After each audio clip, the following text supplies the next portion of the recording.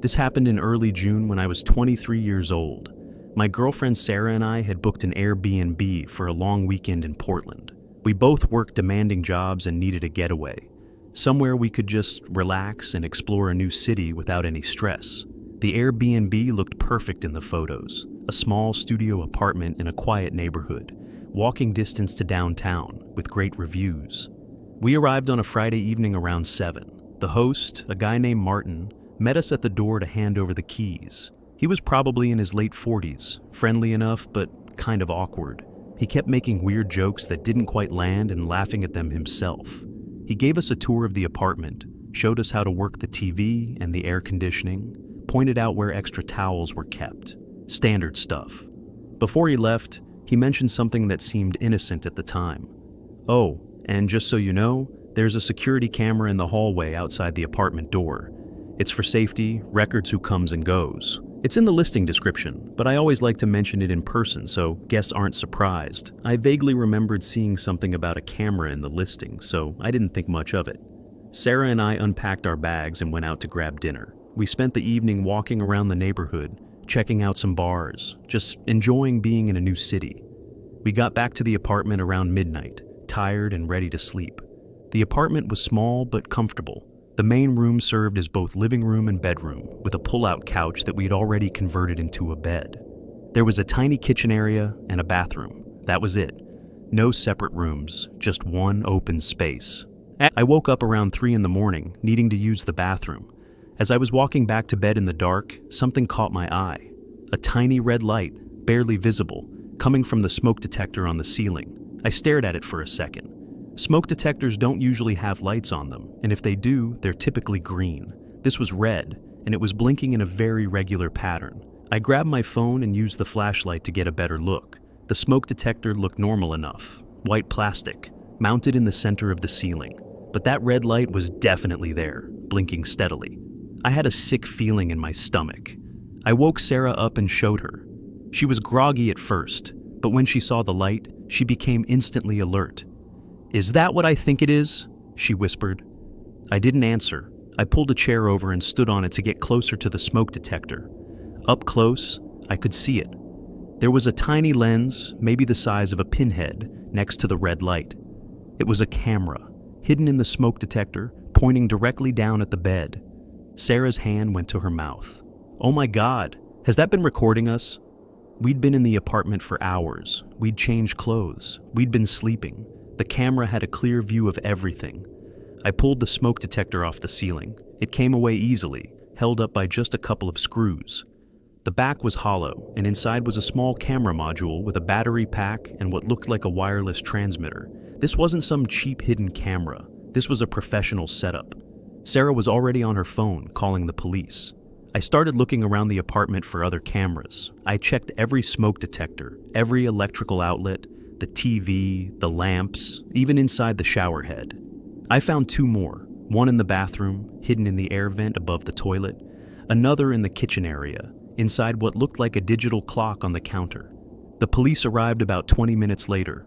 2 officers, a man and a woman, who took our report very seriously.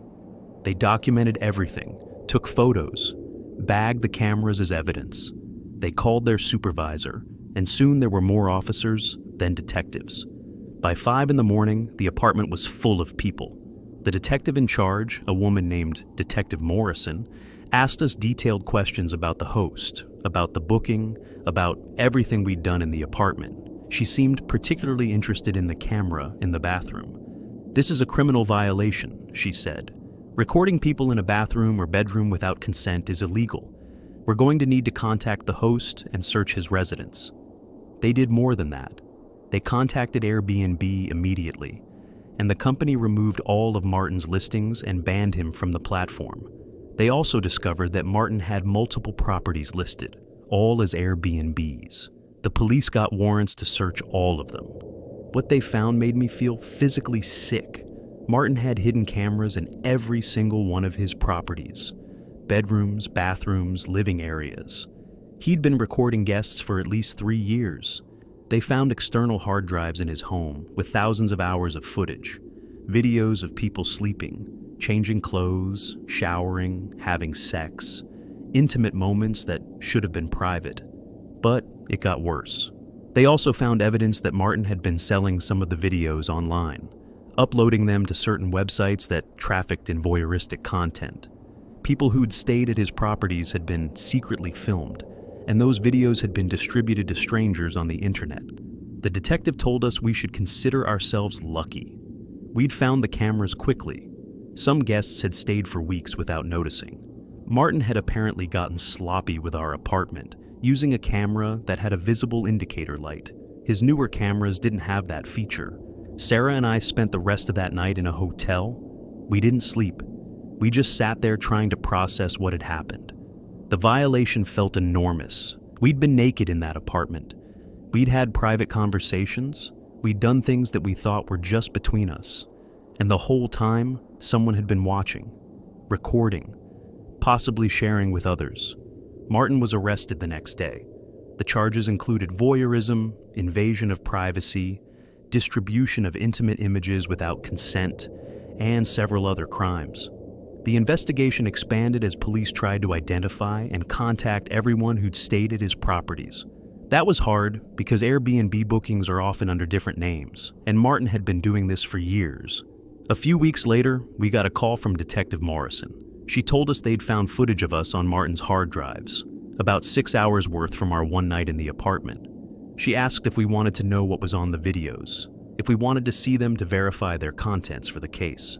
I said no immediately. Sarah agreed. We didn't want to know. We didn't want to see ourselves through his camera, captured in moments we thought were private. The detective said that was fine, that they had enough evidence without our testimony if we chose not to participate in the prosecution. But here's what really haunted me. Detective Morrison mentioned that they'd found something else on Martin's hard drives, chat logs, messages with other people who were apparently doing the same thing. Other Airbnb hosts, other landlords, even some hotel workers. They were sharing tips on how to hide cameras, which models worked best, where to place them for optimal viewing. They were trading videos with each other. It wasn't just Martin. This was apparently a whole network of people doing this. The investigation expanded to multiple states, multiple cities. More arrests followed, but Detective Morrison told us that they were probably only catching a fraction of the people involved. The trial happened about 8 months later. Sarah and I didn't attend, but we followed the news coverage. Martin was convicted on multiple counts and sentenced to 15 years in prison. But that didn't make us feel better. Those videos of us were still out there somewhere. Once something is uploaded to the internet, it never really disappears. Sarah and I broke up about a year after that happened. Not immediately because of the Airbnb incident, but it definitely contributed. Neither of us could stay in hotels or rentals anymore without obsessively checking for cameras. We'd tear apart every room, checking every smoke detector, every outlet, every clock. It made traveling impossible, and we couldn't help but see each other through the lens of that violation. We'd been watched together. That intimacy had been stolen from us. I don't use Airbnb anymore. I barely travel at all. And when I do, I bring a device that detects hidden cameras. I sweep every room I stay in, every bathroom, every corner. I cover electrical outlets with tape. I unplug everything that doesn't need to be plugged in. People tell me I'm being paranoid, but I know what's out there. I know how easy it is to hide a camera, how many people are doing it, how unlikely you are to find them unless you're specifically looking. Detective Morrison told me that in her opinion, at least 5% of rental properties probably have hidden cameras in them. 5% might not sound like a lot, but think about how many rental properties exist. Think about how many people stay in them every day. I think about Martin sometimes, sitting in his home, watching live feeds from his properties, watching people who thought they were alone, who thought they were safe. I think about the network of people doing the same things, sharing videos, trading tips, getting away with it. And I think about all the other cameras I haven't found. Because the truth is, you never know when you're being watched. You never know if that smoke detector or that clock or that air vent is actually what it appears to be. You just have to hope. And sometimes, hope isn't enough. This happened in late July when I was 19. I was working a summer job at a hospital downtown, doing clerical work in the billing department. It wasn't exciting, but it paid well and looked good on my resume. The hospital had a massive parking garage attached to it. one of those multi-level concrete structures that always felt dark and oppressive even during the day. My shift ended at 5 p.m., but I usually stayed late to finish up paperwork or help out when we were behind. The hospital encouraged this, even though they didn't pay overtime. They called it being a team player. I called it being taken advantage of, but I needed the job, so I went along with it. On this particular day, I'd stayed until almost 8 p.m. It was a Tuesday and the hospital was relatively quiet. Most of the day shift staff had gone home hours ago. I packed up my stuff, said goodbye to the few people still in the office, and headed to the parking garage. I'd parked on level 4 that morning. The garage went up to level 7, so I was roughly in the middle. I took the stairs because the elevator was slow and I wanted to get home. As I pushed through the stairwell door onto level 4, I immediately noticed how empty it was. My car was one of maybe 5 vehicles still parked on the entire level. The lighting in the garage was terrible. Half the fluorescent tubes were burned out, creating these pockets of deep shadow between the working lights. My car was at the far end naturally, because I'd arrived late that morning and all the closer spots were taken. I started walking toward my car, my footsteps echoing off the concrete. That's when I heard it. Other footsteps. They were coming from somewhere behind me, matching my pace. I stopped walking, and the other footsteps stopped too. I turned around, but I didn't see anyone. Just rows of empty parking spaces and pillars casting long shadows. I told myself I was being paranoid. It was probably just an echo of my own footsteps bouncing weird off the concrete. I kept walking, faster now. The other footsteps started again, still matching my pace, still stopping when I stopped. I pulled out my phone, thinking I'd call someone, anyone, just to have another voice with me. But I had no signal. The concrete structure blocked it completely. I should have known that. I'd noticed it before when trying to use my phone in the garage. My car was maybe 50 feet away now. I could see it under one of the working lights. I fumbled in my bag for my keys, pulled them out, hit the unlock button. The lights flashed and the horn beeped. In the enclosed space, it sounded incredibly loud. That's when I saw him. A man stepped out from behind a pillar about 20 feet from my car. He'd been standing there the whole time, waiting, watching me walk toward him. He was tall, wearing dark clothes, and he had something in his hand that I couldn't quite make out. We made eye contact. He smiled. Not a friendly smile. Something else. Something that made every instinct in my body scream at me to run. I ran, not toward my car, but back toward the stairwell. I heard him start running too, his footsteps pounding on the concrete, faster than mine. He was gaining on me. I reached the stairwell door and yanked it open. I ran down the stairs, taking them 2 at a time, nearly falling several times. Above me, I heard the door slam open as he entered the stairwell. He was coming after me. I made it down to level 2 before I realized my mistake. I should have gone down to the ground level where the main hospital entrance was, where there would be people.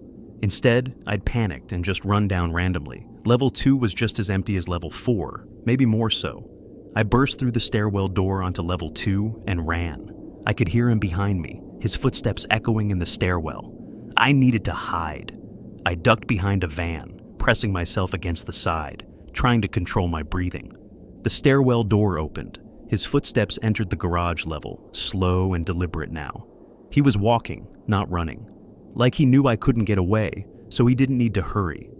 "I just want to talk," he called out. His voice was calm, almost friendly. That made it worse somehow. "You don't need to be scared." I stayed absolutely still, my heart hammering so hard I thought he'd hear it. His footsteps moved through the garage, walking between cars, checking, getting closer to where I was hiding. "I've been watching you," he said, still in that calm voice. "You're always the last one to leave, always alone, always parking on the upper levels where nobody else goes." He'd been stalking me. For how long? How many nights had he been in this garage, watching me walk to my car, learning my patterns? His footsteps were very close now, on the other side of the van. If he walked around it, he'd see me. I looked around desperately for something, anything.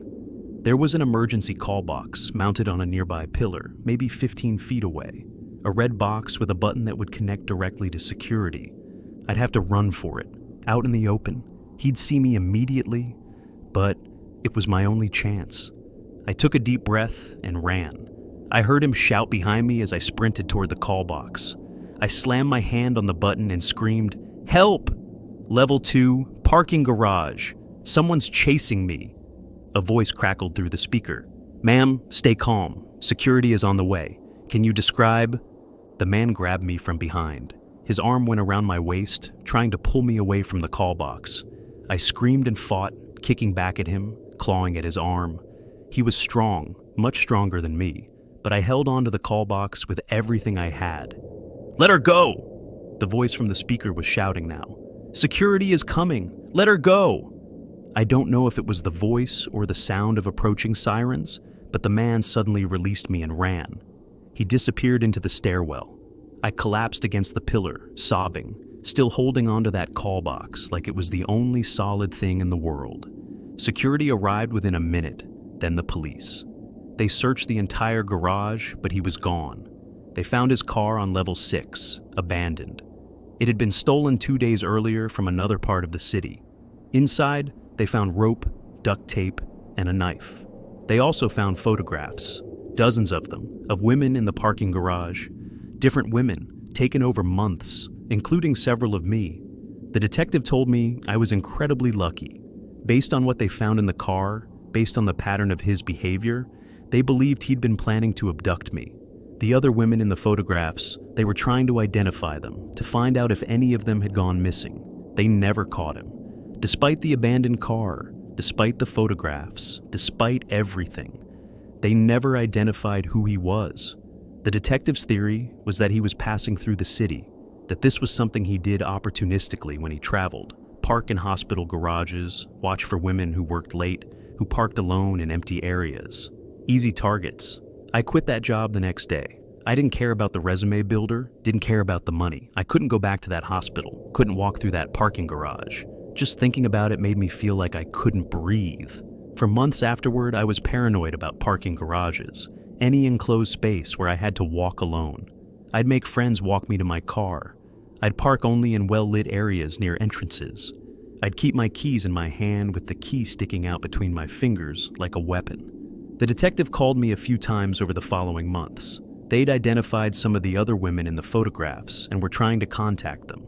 Some of them reported similar experiences, being followed in parking garages, feeling like they were being watched. One woman had been grabbed but managed to get away.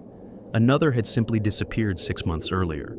Her car had been found abandoned in a hospital parking garage 3 states away. The detective thought they might be dealing with a serial predator, someone who traveled frequently and targeted women in hospital parking garages specifically. Hospitals were ideal for him because they operated 24 hours, because people came and went at all hours, because parking garages were often understaffed and poorly monitored. He could blend in easily, could watch without being noticed, could wait for the perfect opportunity. They never found him. As far as I know, the case is still open. Sometimes I wonder if he's still out there, parking in hospital garages, taking photographs, waiting for women who stay late at work. Women who don't know they're being watched until it's too late. I think about that night a lot, about the sound of his footsteps matching mine, about his calm voice saying he just wanted to talk, about how he'd been watching me for who knows how long, learning when I worked late, where I parked, when I was most vulnerable. And I think about how many parking garages there are in the world, how many of them are poorly lit and poorly monitored, how many people walk through them alone every single day, assuming they're safe, because it's a public space, because it's attached to a hospital, or an office building, or a shopping mall. But public doesn't mean safe, and being attached to a legitimate building doesn't mean there aren't predators inside, waiting in the shadows, watching, learning, planning. I hope they catch him someday. I hope those photographs lead to an identification, to an arrest, to justice for all the women he's targeted. But I'm not holding my breath. Some predators are just too careful, too patient, too good at blending in. All I know is that I'll never feel safe in a parking garage again. And maybe that's a good thing. Maybe that heightened awareness, that constant vigilance is what keeps you alive.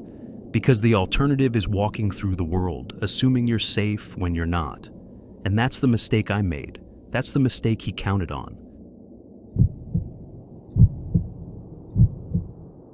This happened during the first week of August when I was 17.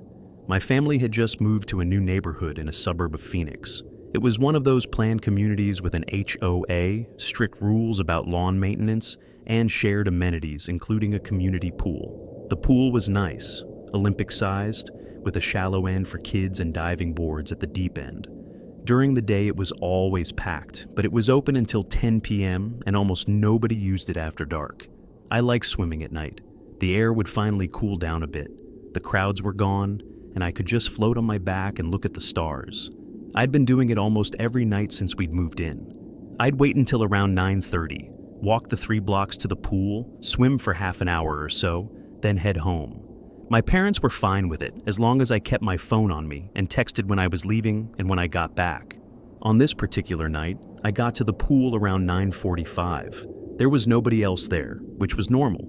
The pool was lit by underwater lights that made the water glow this artificial blue-green color. There were also some landscape lights around the deck area, but they were pretty dim. Most of the illumination came from the pool itself. I dropped my towel on a chair, checked that the gate had closed behind me, and dove in. The water was perfect, still warm from the day's heat, but refreshing. I swam a few laps, then floated on my back, looking up at the sky. That's when I noticed the smell. It was faint at first, but definitely there.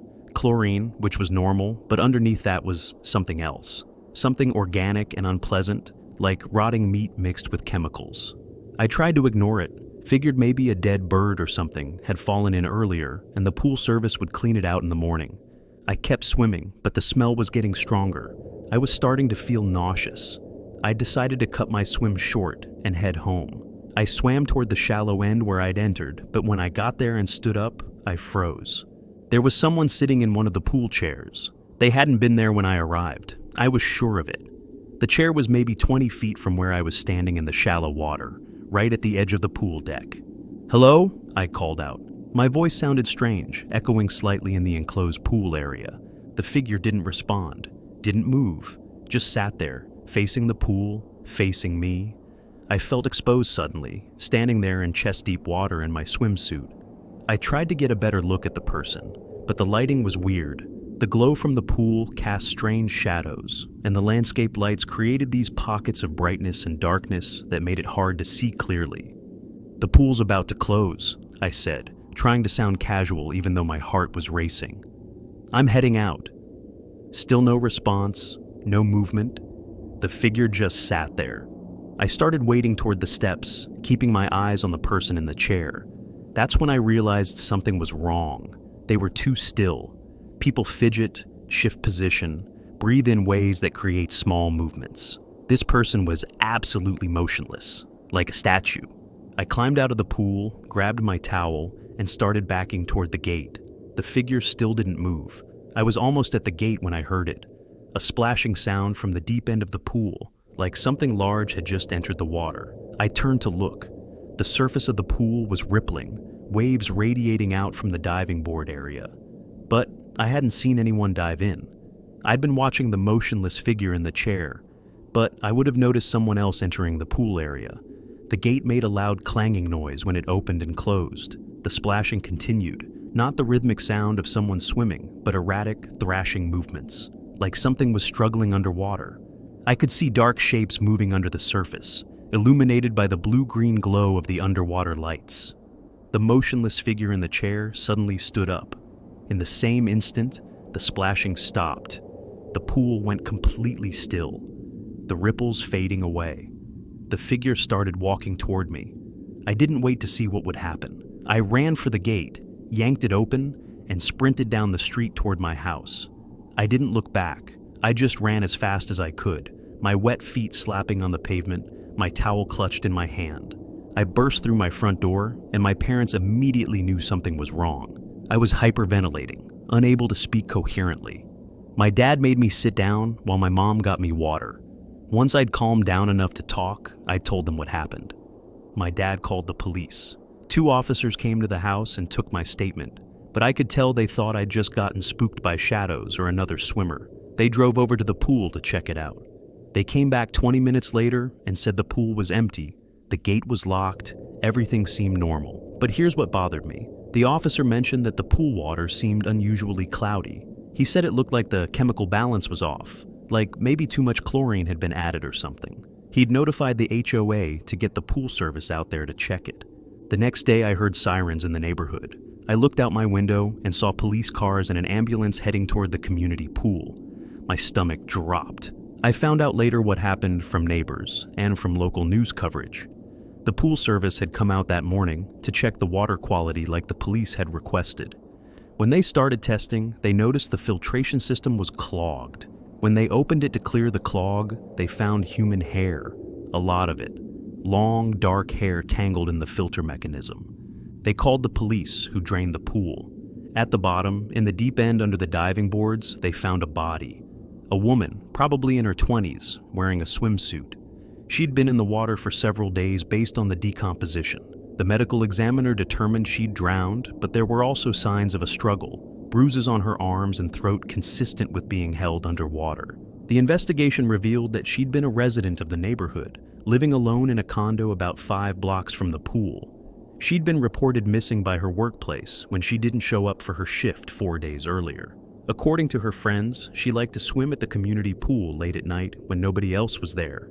The police reviewed security camera footage from the pool entrance. The cameras were motion activated and pretty low quality, but they showed something disturbing. The night she went missing, she'd entered the pool alone around 10 p.m. About 10 minutes later, someone else entered. The footage was too grainy to make out features, but it was clearly a person. They didn't leave through the gate. 20 minutes after that, the motion sensors stopped detecting any movement, and the cameras stopped recording. But here's what made it even worse. The cameras had captured footage from the night I was there, 3 days after she'd died. It showed me entering the pool alone. Then, about 15 minutes into my swim, it showed someone else entering through the gate. They walked directly to a pool chair and sat down. The motion sensors tracked me as I got out of the pool and left, but they never detected the other person leaving. According to the camera data, they were still there when I ran out. The police asked me to describe the figure I'd seen in the chair. I told them what I remembered, the complete stillness, the way they'd stood up when the splashing stopped, how they'd started walking toward me.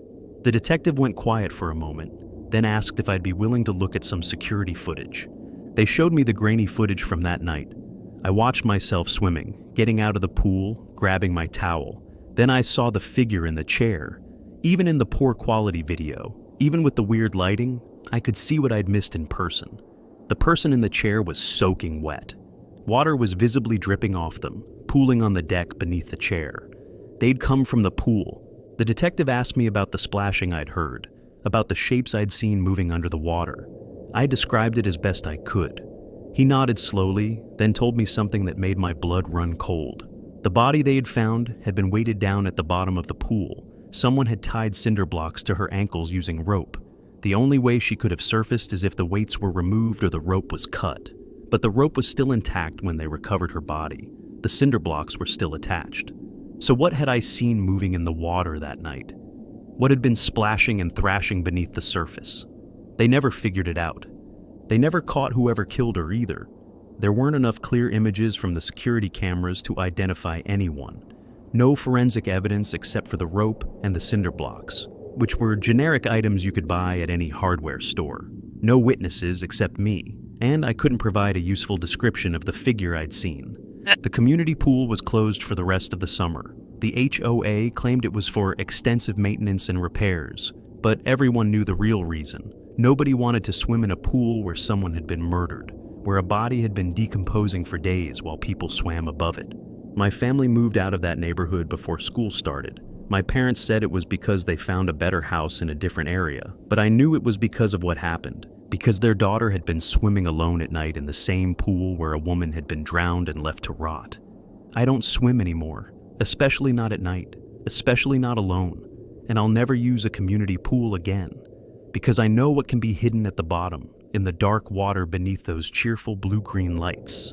I know what can be sitting in the chairs on the deck, dripping wet, watching. And I know that smell, that organic chemical smell I noticed that night, was decomposition. I'd been swimming in water with a dead body, breathing in the smell of decay while I floated on my back looking at stars, completely unaware of what was right beneath me.